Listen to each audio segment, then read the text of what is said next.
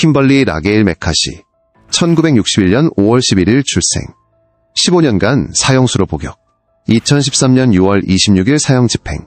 그녀가 죽기 전에 한 말은 당신으로 하여금 신앙과 용서에 대해 깊이 생각하게 만들 것입니다.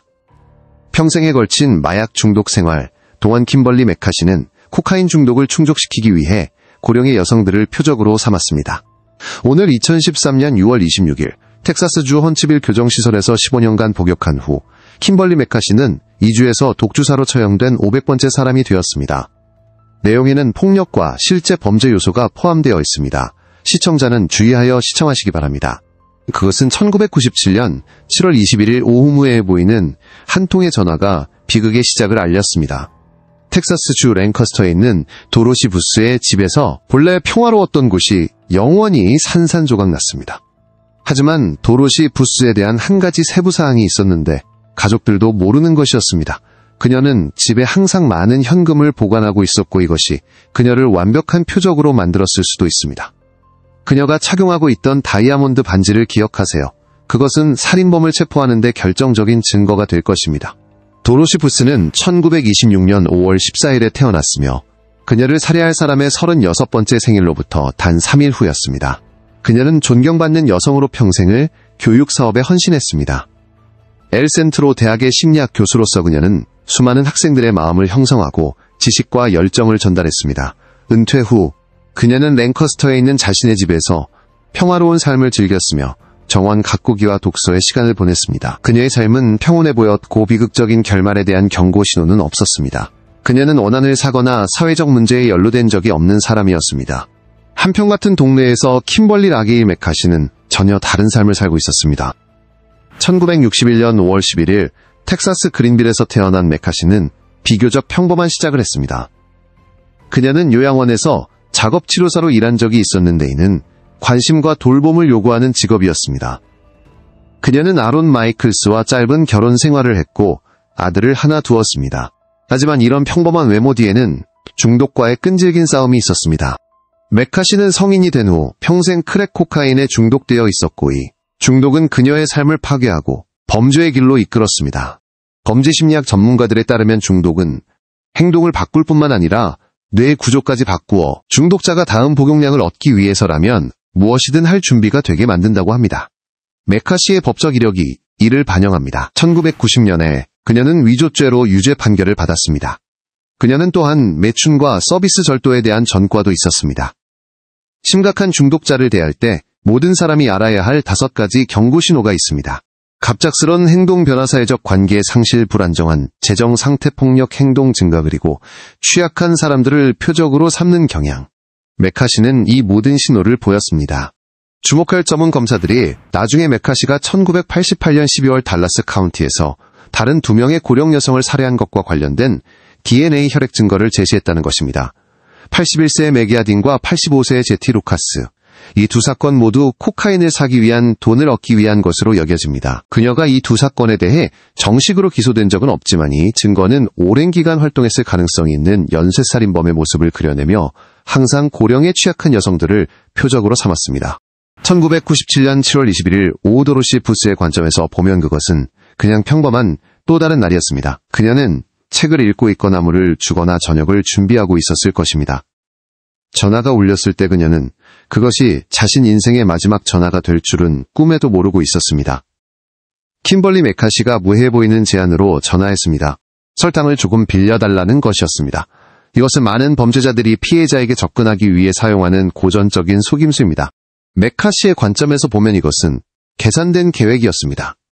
그녀는 도로시가 혼자 산다는 것을, 그녀에게 재산이 있다는 것을, 그리고 그녀가 이웃을 도우는 것을 거절하지 않을 친절한 사람이라는 것을 알고 있었습니다. 검사들은 메카시의 진짜 의도가 설탕을 빌리는 것이 아니라 강도질이었다고 단언했습니다. 메카시가 부스의 집에 왔을 때 상황은 빠르게 통제 불능이 되었습니다. 도로시 부스를 살아서 마지막으로 본 증인들은 오후에 본 이웃들이었습니다.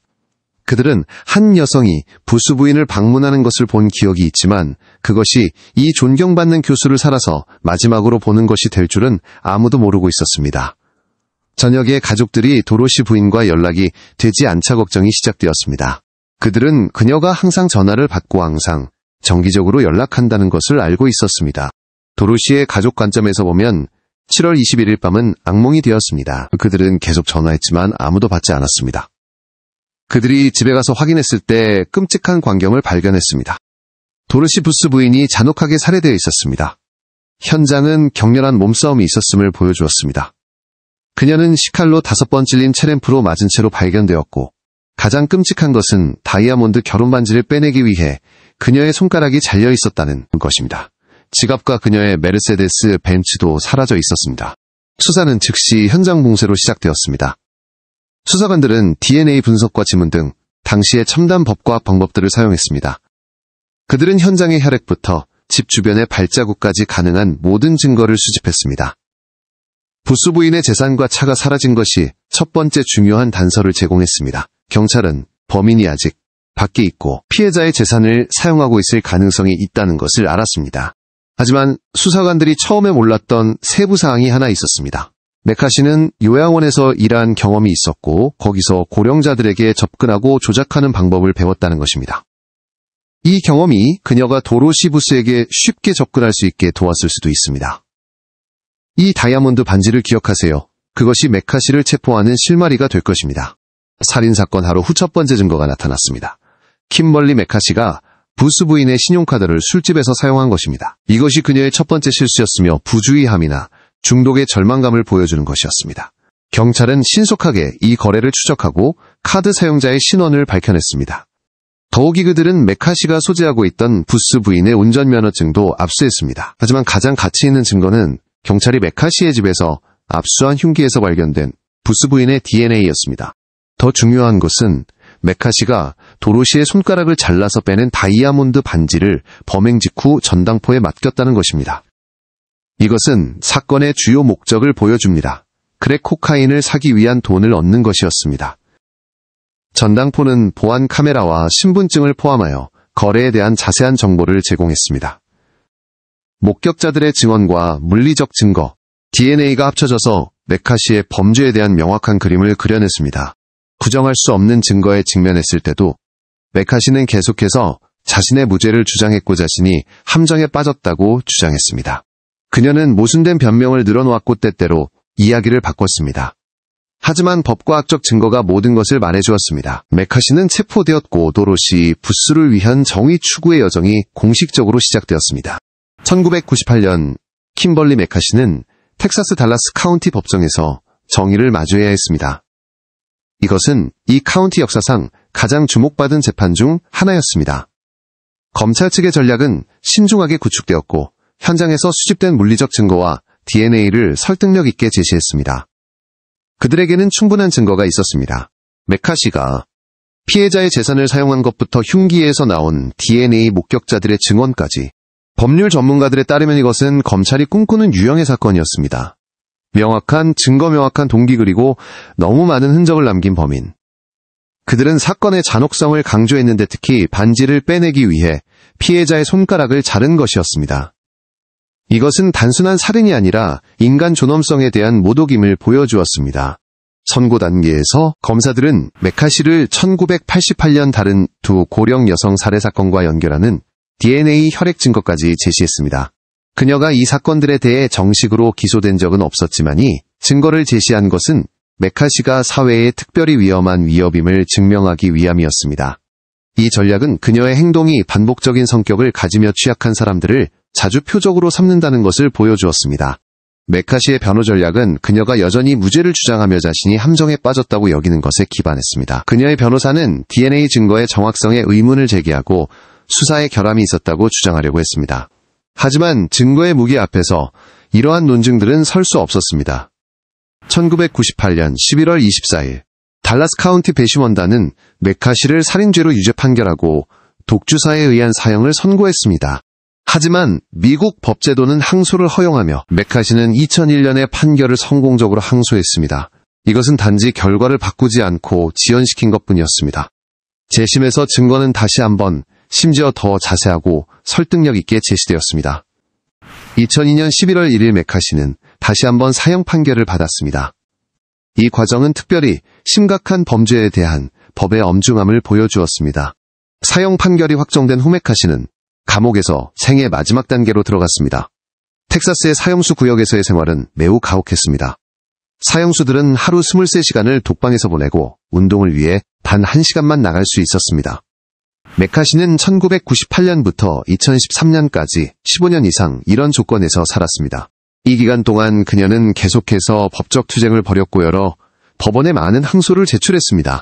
감옥에서 메카시와 접촉했던 사람들에 따르면 그녀는 복잡한 태도를 보였습니다. 때때로 그녀는 무죄를 주장했고 때때로는 후회를 표현했습니다. 그녀는 도로시 부스의 가족에게 편지를 써서 보내려고 했지만이 편지들은 결코 발송되지 않았습니다. 마지막 몇 년 동안 그녀는 종교적 신앙을 찾은 것 같았고 기도 모임에 자주 참석하고 성경을 읽었습니다. 이것은 그녀의 마지막 말에서 명확히 나타날 것입니다. 메카시의 마지막 연방 항소는 2012년 7월에 기각되었습니다. 미국 대법원도 2013년 1월에 세셔라리 신청을 기각했습니다. 처형 날짜는 처음에 2013년 1월 29일로 정해졌지만 독주사 몇 시간 전에 집행이 연기되었습니다. 다음 처형일은 2013년 4월 3일이었지만 다시 2013년 6월 26일로 옮겨졌습니다. 이러한 지연들은 법제도의 신중함을 보여주며 모든 항소 경로가 철저히 검토되도록 보장했습니다. 2013년 6월 26일 처형 24시간 전 킴벌리 메카시는 생애 마지막 시간들을 보냈습니다. 그녀는 평소보다 이른 오전 6시에 일어났습니다.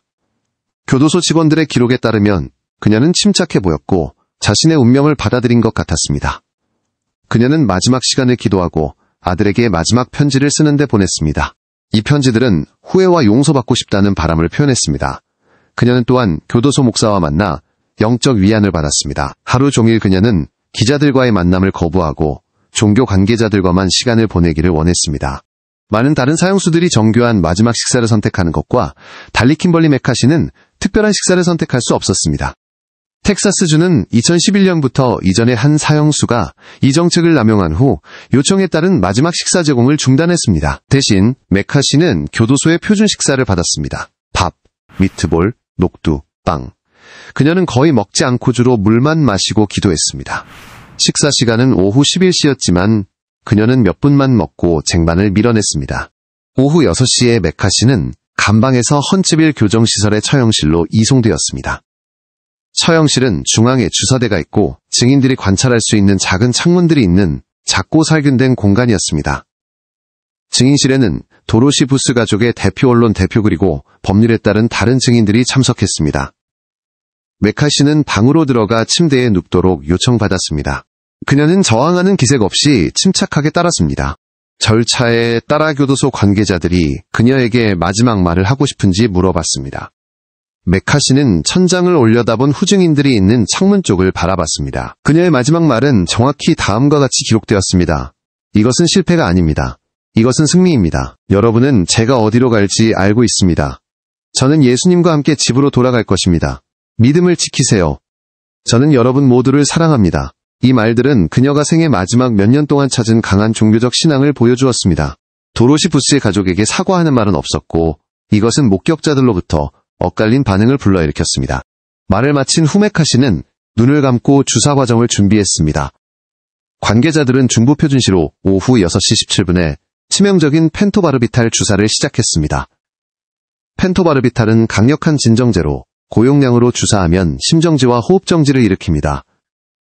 과정은 조용하고 비교적 빠르게 진행되었습니다. 메카시는 주사 시작 20분 후인 오후 6시 37분에 사망 선고를 받았습니다. 목격자들의 즉각적인 반응은 매우 다양했습니다. 도로시푸스 가족의 대표들은 마침내 정의가 실현된 것에 안도감을 표현했지만 여전히 그들의 상실에 대한 슬픔을 느꼈습니다. 다른 일부 목격자들은 메카시의 종교적 신앙에 대한 마지막 말에 영향을 받았습니다. 메카시의 처형은 주목할 만한 이정표를 세웠습니다.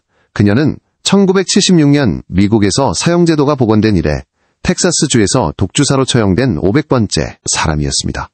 그녀는 또한 거의 3년 만에 미국에서 처형된 첫 번째 여성이기도 했습니다. 킴벌리 메카시의 죽음으로 이 장은 막을 내렸지 만정의와 용서에 대한 질문은 여전히 남아있습니다. 메카시는 다른 많은 사형수들이 안장된 캡틴 조 버드 묘지에 매장되었습니다.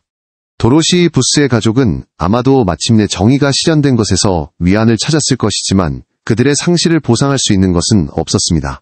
킴벌리 메카시 사건은 중독이 초래할 수 있는 파괴에 대한 가슴 아픈 경고입니다. 중독자 자신뿐만 아니라 주변의 무고한 사람들에게까지 미치는 파괴 말입니다. 메카시는 도로시 부스를 살해한 죄로 유죄 판결을 받고 처형되었지만 DNA 증거는 그녀가 다른 2명의 고령 여성의 죽음과도 관련이 있음을 보여주어 위험하고 잔혹한 행동 패턴을 부각시켰습니다. 은퇴한 교수였던 도로시 부스의 죽음은 지역사회와 가족에게 큰 손실이었습니다.